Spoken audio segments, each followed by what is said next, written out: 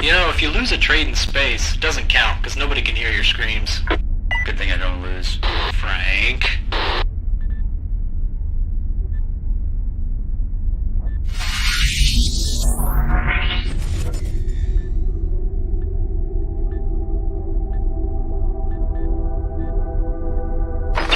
We're not lost, are we? According to the spinning thing in front of me, I have no idea.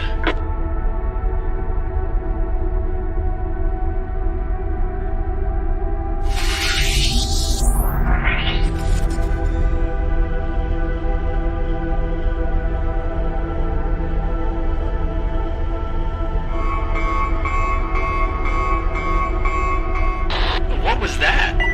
Sorry, I just got an EDGEFINDER alert on my Discord. Wow, nice add-on.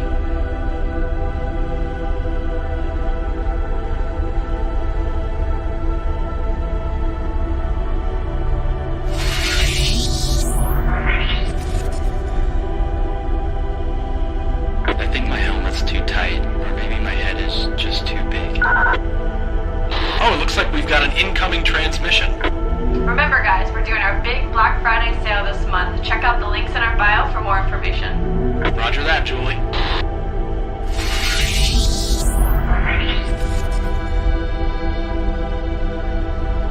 Okay, I'm starting to think we might be lost. Maybe James could help us with directions. I think he accidentally blasted himself out of the airlock. Again? Let's go get him.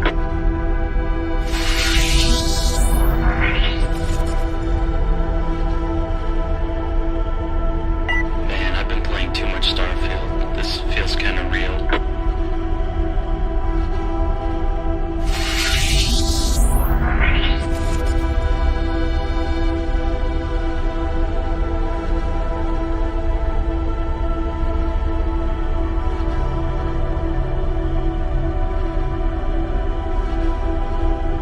Maybe we should do one more lap. I think that's a good idea.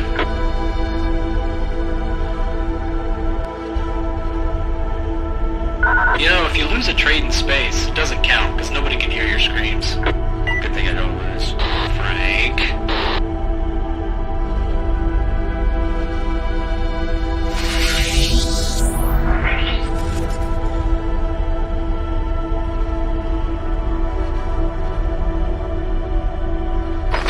We're not lost, are we?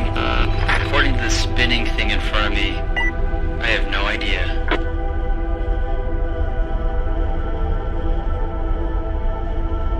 I really don't understand why we're looking for this planet. Frank, it's because someone told us that there's this planet out there where traders can get funded up to $200,000 in simulated trading accounts. And if you pass, you get the chance to get all your money back. It's really kind of a trader's paradise. Traders have been searching the stars for a place like this, and it's just too good to be true. Frank, you just gotta believe. Once you get there, they'll give you 15% off any examination with promo code A1Trading15. Yeah, I'll believe it when I see it. All right, Frank, take us out of hyperspace. Coming out of hyperspace. Now. That's FX2. That's it. That's FX2. The legends are true. It is as good as they say. Wow, this is incredible. There's a big giant sign that's got a promo code at the front that says A1 Trading 15 for 15% off. We finally made it to FX2. Get your discounted access to their trading accounts right now. Link and promo code down below in the description and in the chat right now. Can you repeat all of that once again? No. Good morning, everybody. Welcome back to another live stream. Thank you for being here. We've got 131 people in the stream. If you don't mind helping us to kick off the show with a thumbs up button on the stream here, it would very much be appreciated. Help us get the word out to more traders who are looking for fundamentals, technicals, and a down-to-earth approach to the markets that I think a lot of the audience here and myself share.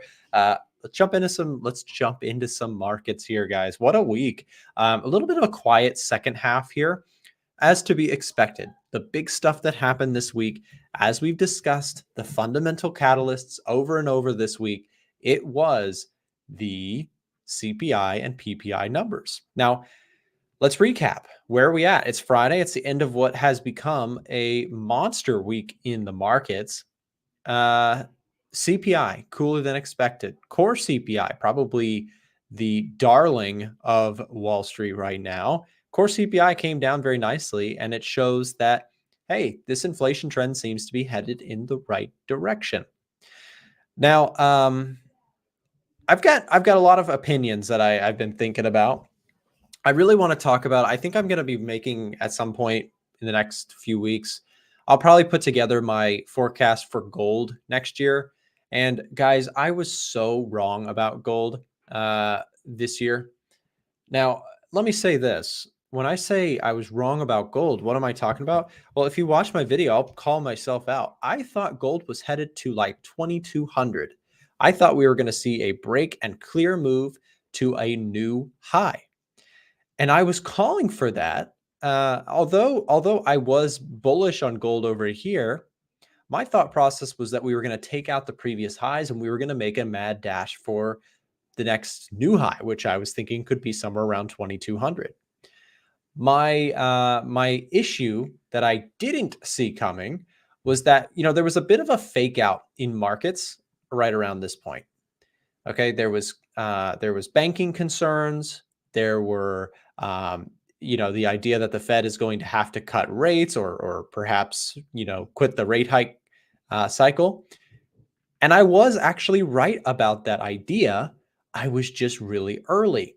Now, here's the thing. There's a little saying I like when it comes to trading. In investing, you can be early and you can still work with the trade or work with the position and eventually be right. But in trading, you don't have that luxury. In trading, if you're early, you're wrong, right? Because if you stop out, you stop out. So I was wrong about gold, even though I was bullish on it over here and during this period of time. This recent time, we took a step back. The Fed saw inflation start to go back up and had to rate hike again. And, we lost that gold. But here's the thing. As we go into 2024, do I just fire another bet that we're getting back above the highs? Yeah, I think so. I do think that we have a good shot at returning to the previous highs on gold. It does seem more convincingly now that the Fed is done, that there's not going to be further rate hikes, and that we could see the dollar persist to the downside for a little while, especially if this soft landing idea stays intact. And so with that said, why am I pointing all that out? I think that there are buying opportunities on gold, and I'm looking for a position.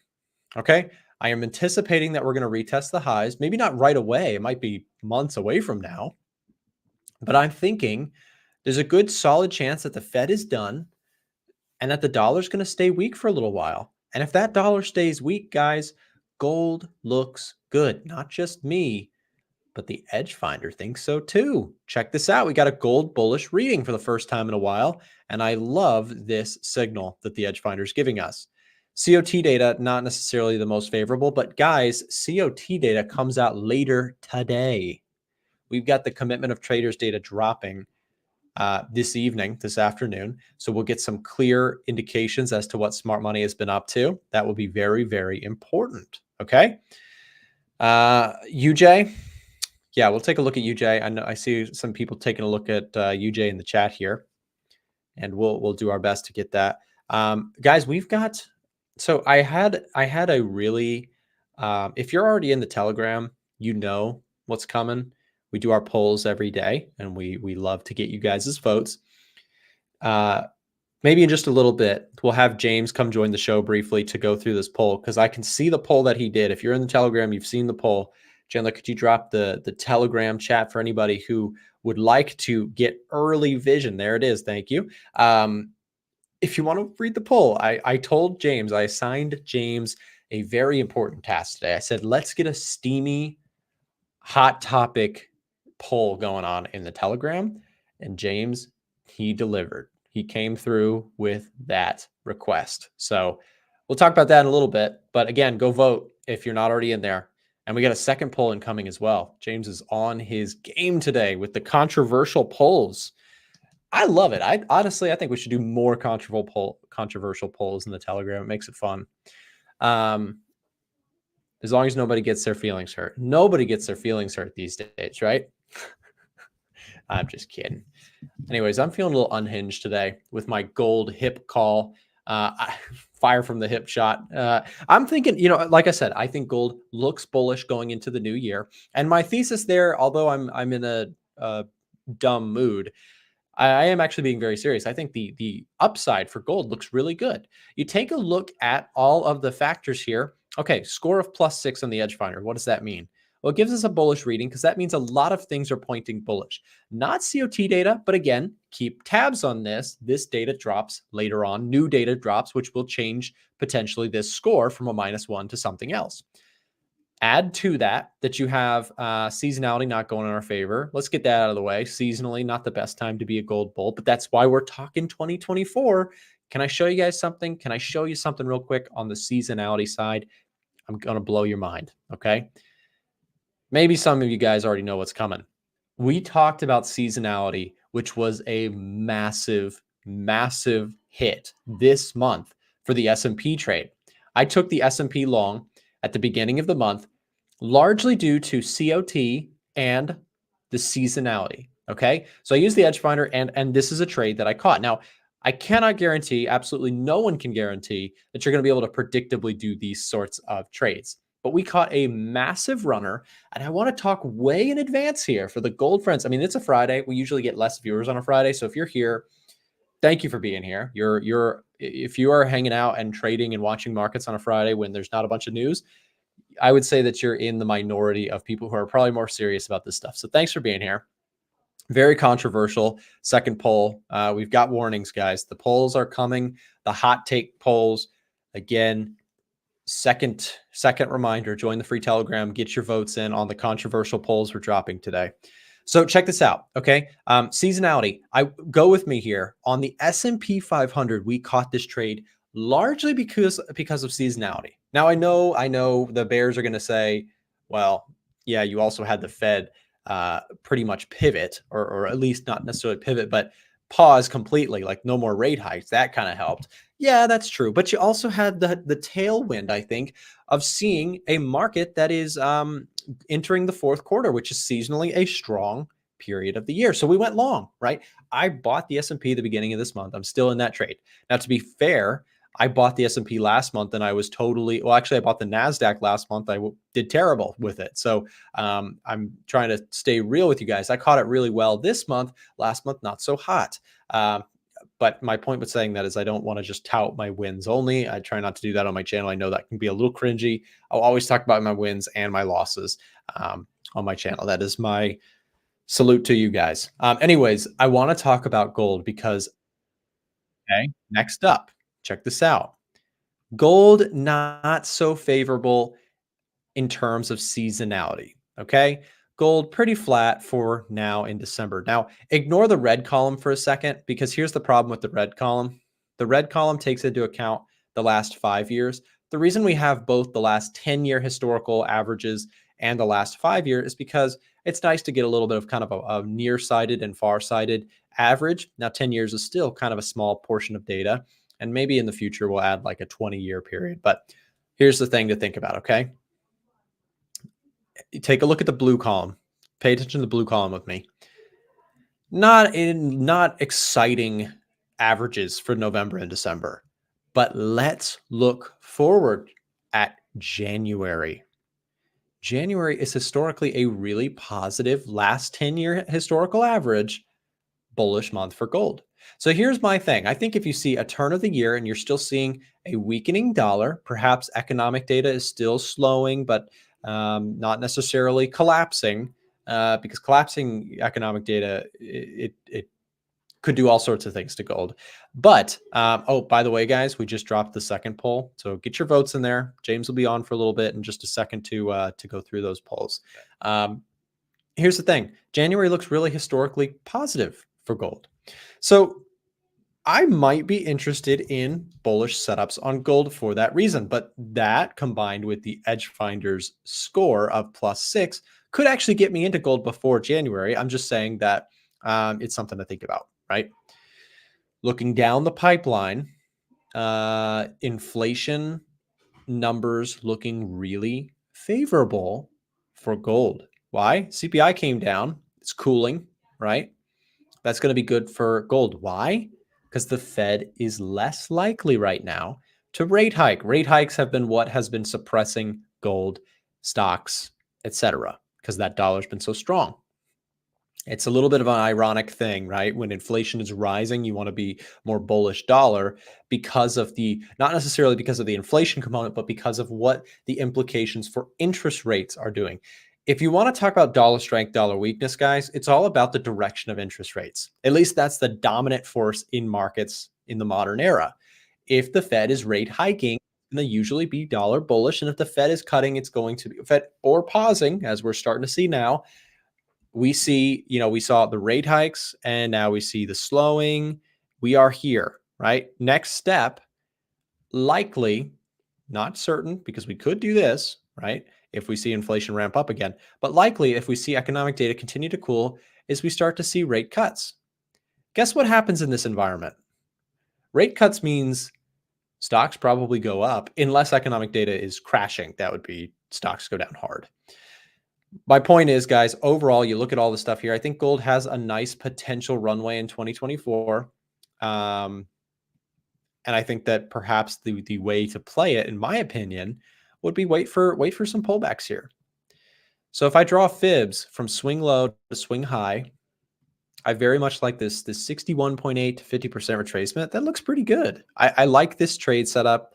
And I think the way I play that, depending on your time frame and the way you trade, you might have a wider or narrower stop loss. For me,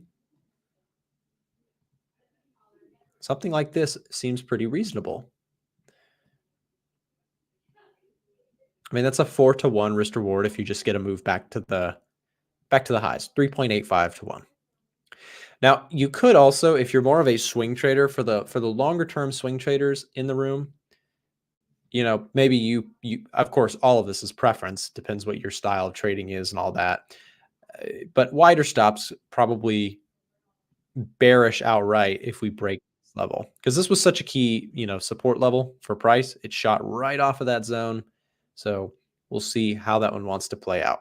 But again, pullbacks look interesting to me on gold, and I will continue to watch that as we go into the rest of the year. I mean, I think you have some nice tailwinds for gold, and as long as the EDGEFINDER is giving us that bullish reading on gold, I'm going to be looking at it a little bit closer.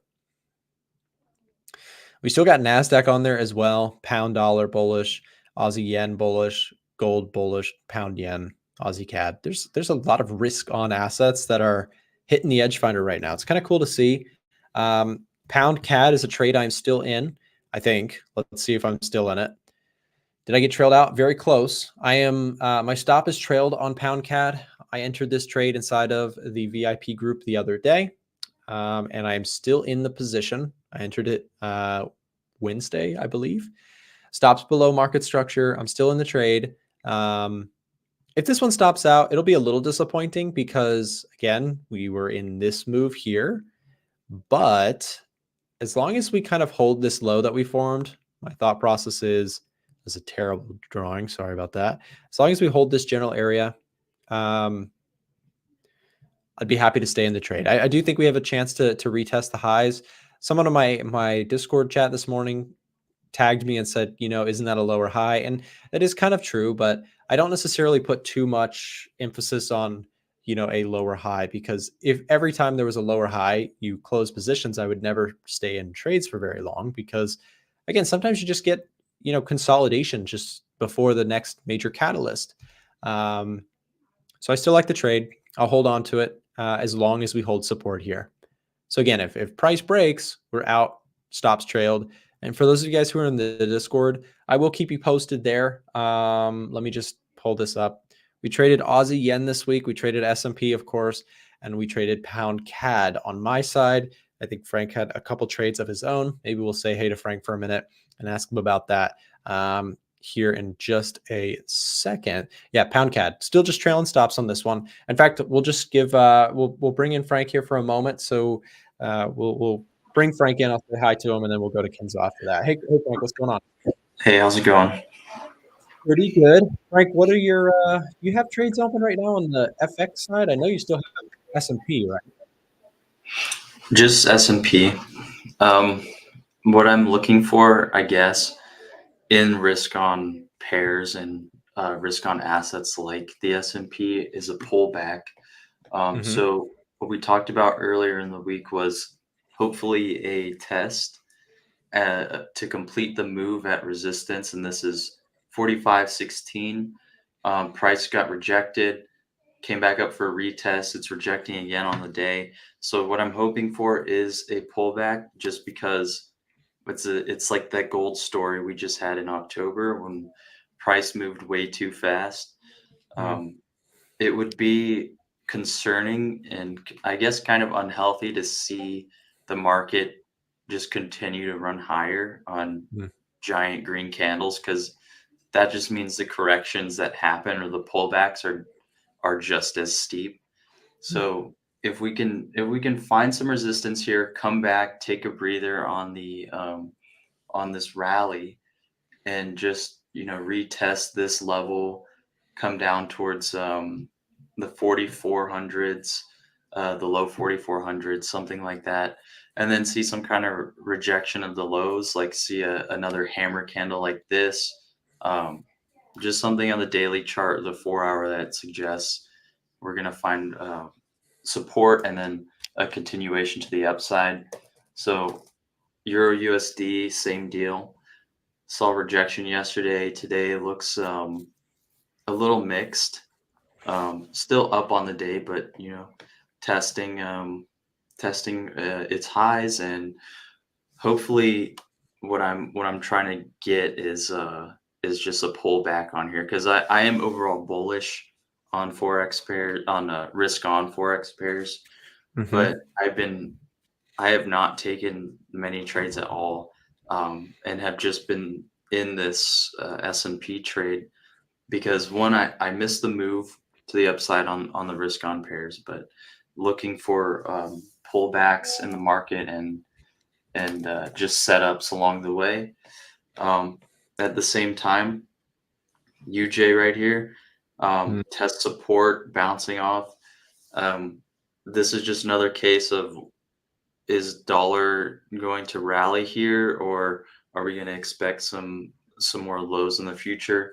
I think if we close underneath this trend line today, that doesn't look very promising for UJ. I think there's more downside to come.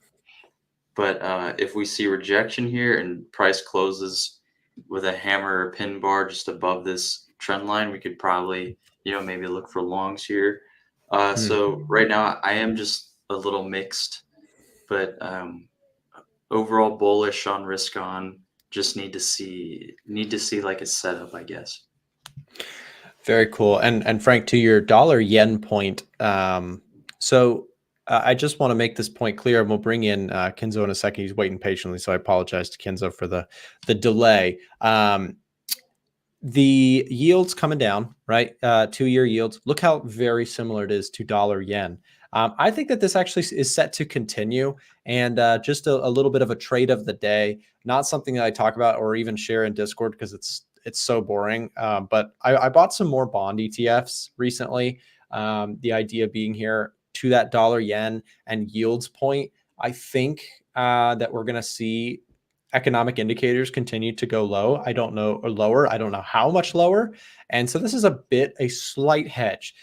If we do start to enter into the recession camp, which I'm not in that camp, but I'm saying just as a slight hedge to my personal, trading accounts, I do want to pick up some bond ETFs just in the situation that you see things swing a little too far to the economic slowdown side. So just a thought to add to your dollar yen. So in some essence, I'm in some ways kind of by proxy short dollar yen with my bond idea.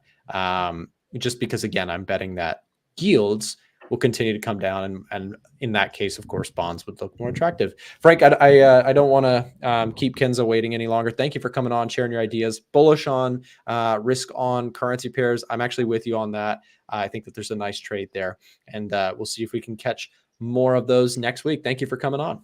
Yep. Thanks. See you, Frank. All right, we're going to bring in Kenzo here. We're going to run just a quick break to thank our sponsor, and then we'll come right back to Fundamental Fridays with Kenzo, one of my favorite sessions of the week, coming in right after this.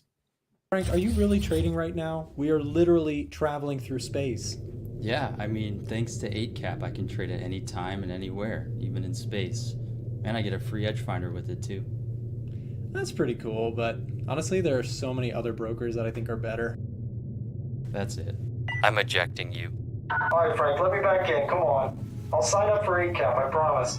Don't get lost in space. Trade with 8cap. If you'd like more information about how you can get a free EDGEFINDER, click the link that's in the chat or description to speak with one of our representatives and sign up with 8cap. There's some great free perks available. Check it out down below.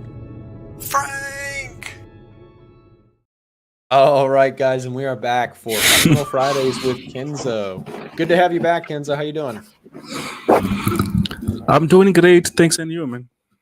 I'm doing very well. And again, Kenzo, we have you on every Friday. We talk a little bit of fundamentals, and the first half of this week was explosive. Of course, the CPI number came out cooler than expected, and risk assets really had a nice rally. We saw the dollar coming down. We saw stocks really breaking out, making some runs to the upside there across all the major indices, and even seeing some participation from some of the areas of the markets that have been pretty depressed, like the Russell and even Dow stocks having a little bit of a run.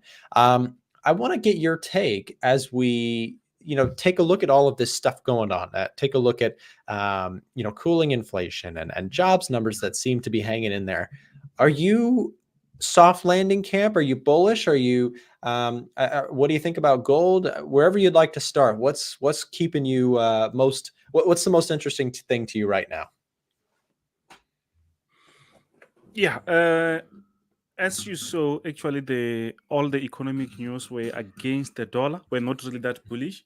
So I'm actually confident that maybe we are going to have some very nice bullish momentums as the dollar is losing the momentum currently. So from NASDAQ to gold to other currency pairs like GBP, USD, Euro USD, I think maybe it's time for them to start to push the upside. So here it's a DXY dollar index. You can see that we just lost some serious momentum. You can see that from this area, it's a serious move or push. So I'm still actually thinking that this is the start of this down trend maybe. So if the market is going to push like that, I'm expecting to see some serious bullish. Whether it's NASDAQ or gold, I think we're going to see some serious reversal. Yeah, no, very, very good points there about the NASDAQ and gold, right? So for those of you guys who are indices traders or gold traders or even currency traders, what's kind of interesting here is that you're seeing that sell pressure that's coming into the dollar offering a lot of relief to a lot of other places in the market. You're seeing gold catch a little bit of a good bid here going on. You got indices making moves higher, as I mentioned, participation across all of the major indices. And I think what's really interesting is that if that dollar trend, as you pointed out, if that continues to form into a bigger kind of secular trend, a secular shift in the market where maybe this Fed is truly done and there is room for some of that that change in market nature to play out for several months. I think, a lot of people are thinking that this dollar is just going to snap right back up. And while it certainly could if something changes, I think the path of least resistance is, as you mentioned, base the trade idea on the channel to the downside that seems to be forming until something proves different. So I guess of gold, of NASDAQ, which one are you looking more closely, and which one, I guess, would you play if you had to pick one? Yeah, on gold, we had a very nice buy, but unfortunately, we went out very early. So where we are now, I think, obviously, I think it's a sort of a resistant, but I'm not surprised. I think the market obviously will try to breathe a little bit before we see another push to the upside, because this shows a very nice, actually a great momentum. So I think the market will breathe a little bit before we see a breakout at the top. Or if maybe this is not going to be valid, we will be looking at this highest area. But besides that, because whatever that we received this month, it was so positive actually to a point where I'm waiting for FOMC meeting. Obviously, they can't talk about increasing any rate. That automatically will push the market to the upside. So now I'm just waiting for the market to create a smaller reversal. Maybe we will see another push. If maybe it breaks to, if it reaches this support area, that will be another nice buy. But I'm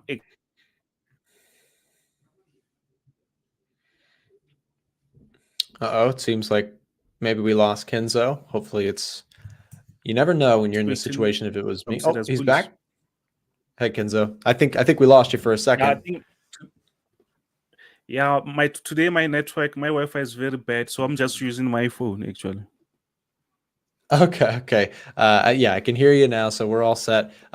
You were saying you were on the topic of gold. Keep going with where you were at.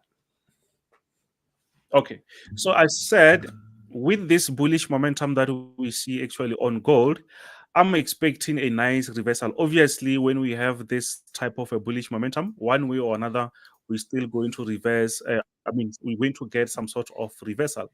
I think the market might reach this area and start to push the upside.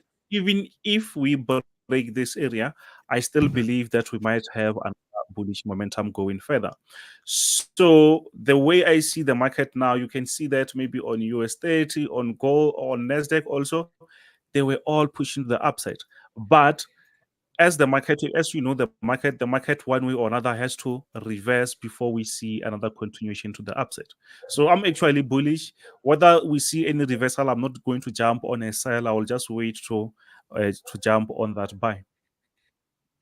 Okay, fair enough. Yeah, no, I think I'm with you on that. Like for me, with Nas, Dow, gold, there's no selling for me. It's only buys, but it's trying to find those correct buying opportunities. I think, if I show you my chart here on gold, my thought process is a little bit closer in on the price. You can see here's the 4-hour view. I think we had this nice push from 1956 right on up to just shy of 1993. Now pulling back, to me, I would be interested in potentially getting long gold at the 61.8% retracement. That's about a entry level of 1970. 0.7, let's call it.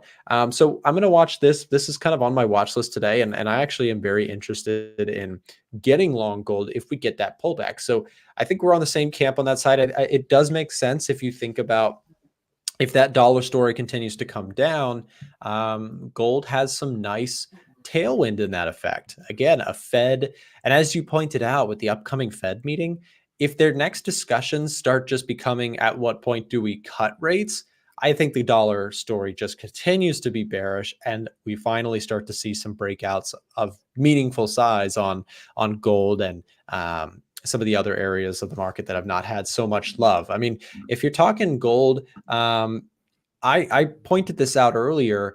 One of the most seasonally strong times for gold is the month of January. At least in the last 10 years, there's been a nice tendency for gold to do well in the month of January. So we're not there yet, but we're getting closer to January, and there is that potential for perhaps a New Year's breakout. So that's of course it's far out, and things will very well change between now and then.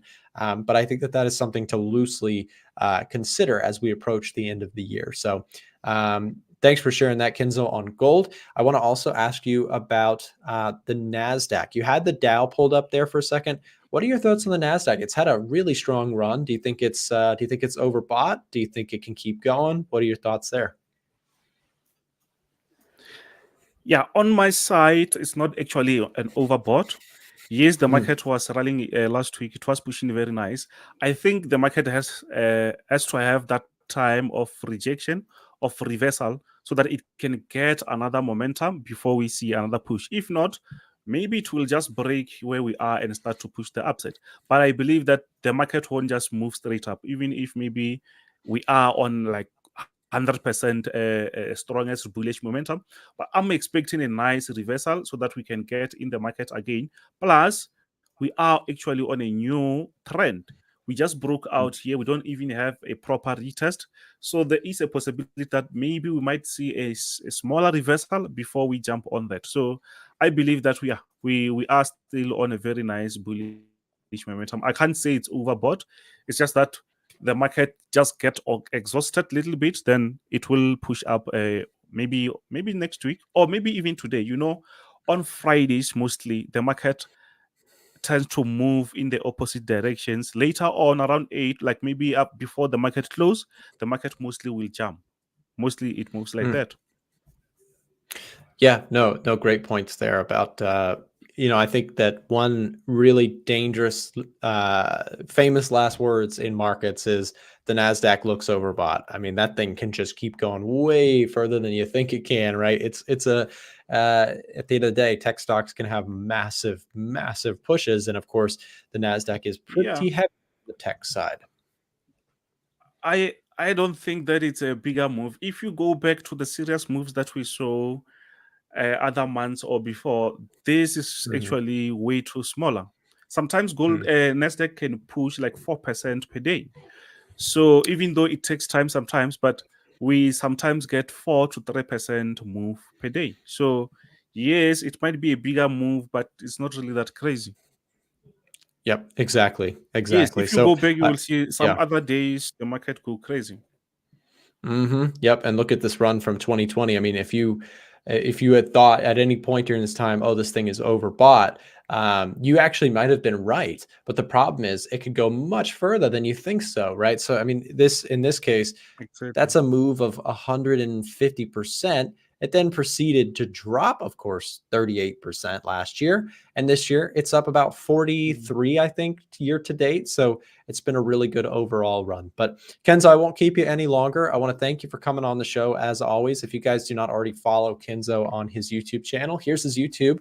It's linked in the chat right now. And if you are watching back and you can't see the chat, you can just search up Extra Hot Forex for a good mix of fundamentals and technicals on Kenzo's YouTube channel. You can find all his socials, his perhaps Telegram channel, whatever you guys would like. Just head over to his channel there. Kenzo, thank you very much for tuning in today and coming on the show. Thank you very much. See you, Kenzo.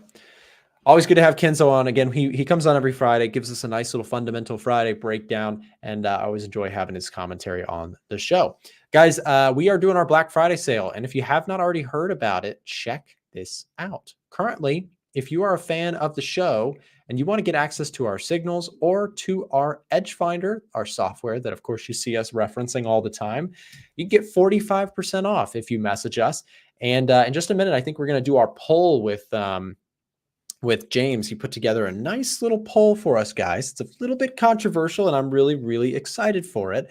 But again, last call in the chat right now. There is a link here. Click this link. It's right there. It will take you to a message center where you can speak with someone on our team to get that Black Friday offer, which is, again, if you message us, you get 45% off any of our products in our store. That includes the EDGEFINDER. That includes our VIP program, our Discord signals group and coaching webinars. We have Ivan, Frank, and myself. We, of course, run the trading side of the group. We've got a wonderful team of people who do all the memberships and all that sort of stuff. So if you've been watching the show for a while, if you're curious about the EDGEFINDER, if you've never been on our website, just take a look, see if it's right for you. Head over to a1trading.com and you can explore our products, or you can message us to get access right now to that extra special discount for members or to subscribers here on YouTube.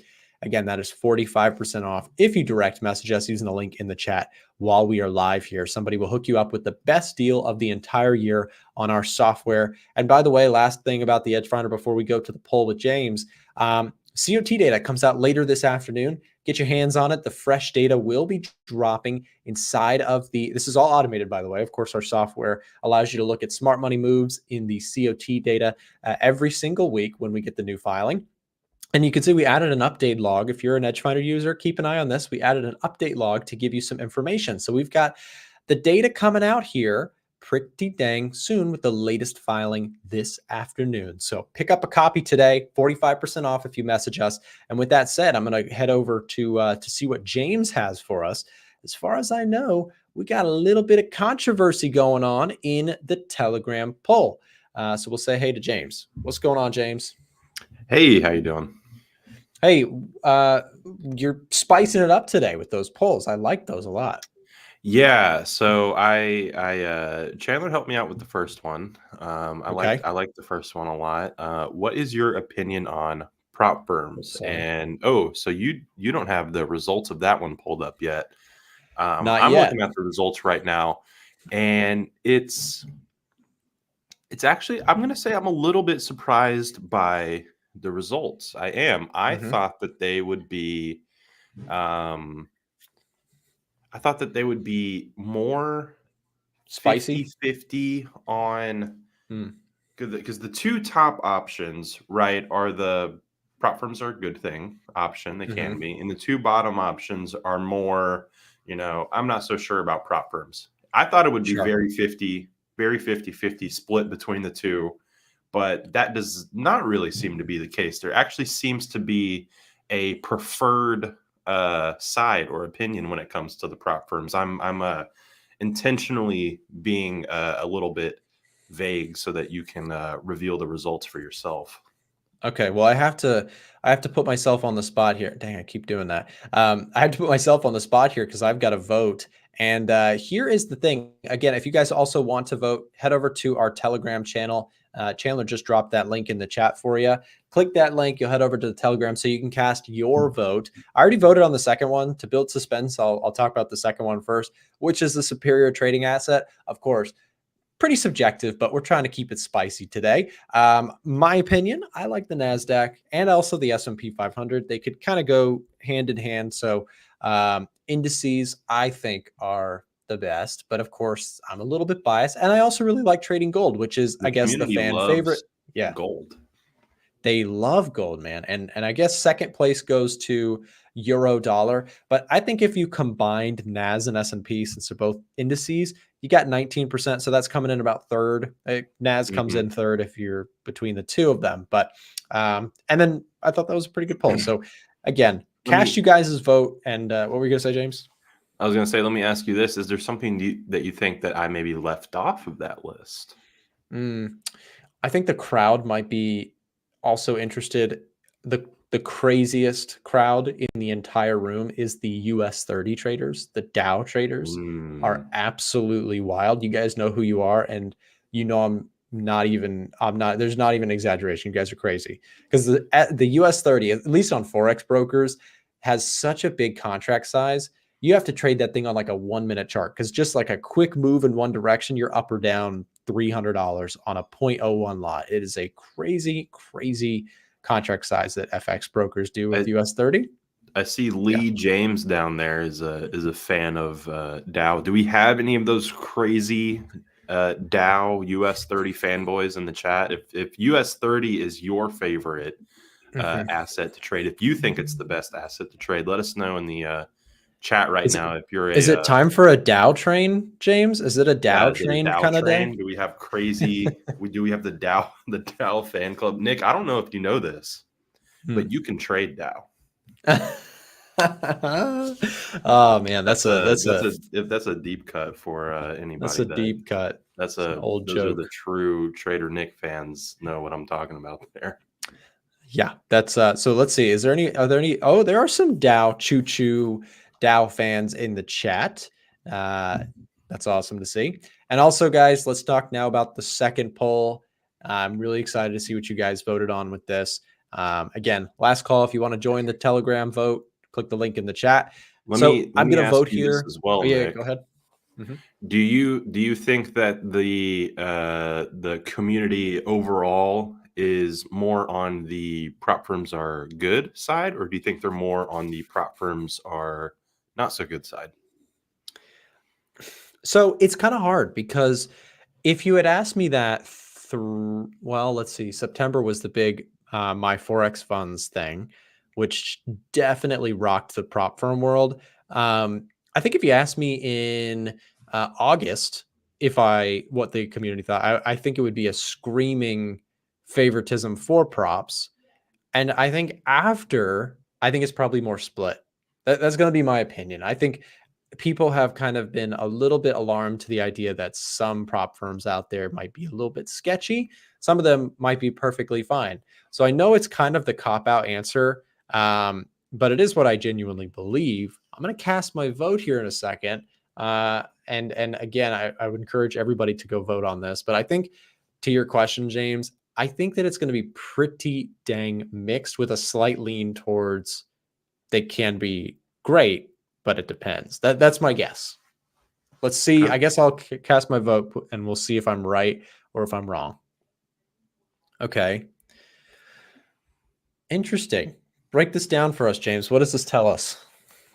So the overall, favorite side, again, if you're kind of splitting it into the two halves where the top two choices are pro prop firm and the bottom two choices are not so pro prop firm or don't like prop firm, the overwhelming majority seems to still be riding high on the prop firms, which I think, again, I agree. I think that they can be great. It just depends. You have to find the right one for you because of some of the incidents that have, happened in the past in the prop firm industry. That's not to say that they're all bad, but you just have to find the right one for you. So I was honestly surprised as well, because you're right. After the events in September and my forex funds, and there was the other one even before that. I'm blanking on what the name of that one was. But Funding Talent way back in the day was one. Yeah. There's been a couple. Surge Trader also kind of has some issues going on. There's a lot of them. Right. So after, just purely based on recency bias, I would have thought that the tone had shifted a bit. There was kind of a negative outlook on the prop firm industry, but that does not really seem to be the case. Still, it still seems that the overwhelming majority of people agrees that prop firms are a good thing. And again, I think I agree with them. I think that they can be. Yeah, and I think that's probably the fair answer. Clearly, that's what most people are thinking. Now, in terms of, maybe we'll have to do another poll in the future where we just give you a binary. They're good, they're bad.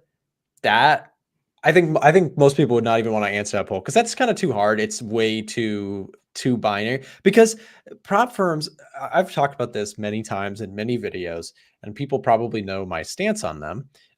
Prop firms absolutely are a wonderful opportunity as long as it's not a bad actor prop firm, right? If it's a prop firm that's like working against their traders and screwing people over and doing secret stuff, the problem is there's not like a huge oversight and regulation when it comes to prop firms. So there's a little bit of that where you kind of have to go based on reviews and what the community sees about it.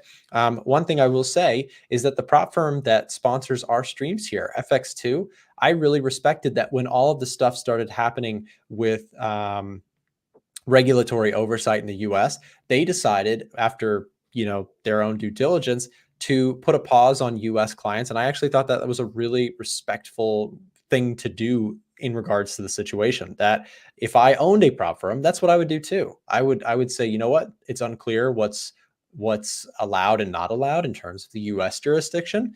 And so they paused on that. And I thought that was really cool. And I know this may have sounded like one big ad, but it really wasn't. If you do want to check out FX2, again, they sponsor our streams. There is, if you go to our website and click on the menu option, that's prop firms or funded programs, things like that. There's a menu button. You can find out the information, and that they have a promo code with us that gives you a discount. Oh, there it is. Chandler just put it in the chat for us. So thank you, James, for this poll. Again, very interesting and great one to have here for the Friday spicy poll. And James, we'll see you on the next one. Yep. Thank you. See you, James. All right, guys. Yeah, again, make sure to join the Telegram for future votes. We've been having a lot of fun with those, and you guys seem to like them as well. That's going to wrap up the show here for Friday, guys. I hope you enjoyed what we had to comment on, all the different guests we brought on here today, as well as prepping for next week. And last thing I will say is, again, make sure to hit that thumbs up button and subscribe. Best way to make sure you don't miss streams in the future is to hit the notification bell next to the sub button, so that you get a little pop-up on your phone when it's like, hey, we're live, we're in here talking markets. Get yourself in here and get on the A1 train. With that said, guys, have a great weekend. Thank you very much for being here. We're going to wrap it up there. Trade safe. Be smart. See you guys Monday. See you guys. Thanks again for flying with us on the A1 Trader. Our goal at A1 Trading is to give you the latest in market news through our daily videos and articles. Take advantage of our huge Black Friday sale, 45% off, happening all month on our best products we have to offer. A1 Trader, prepare for the return home.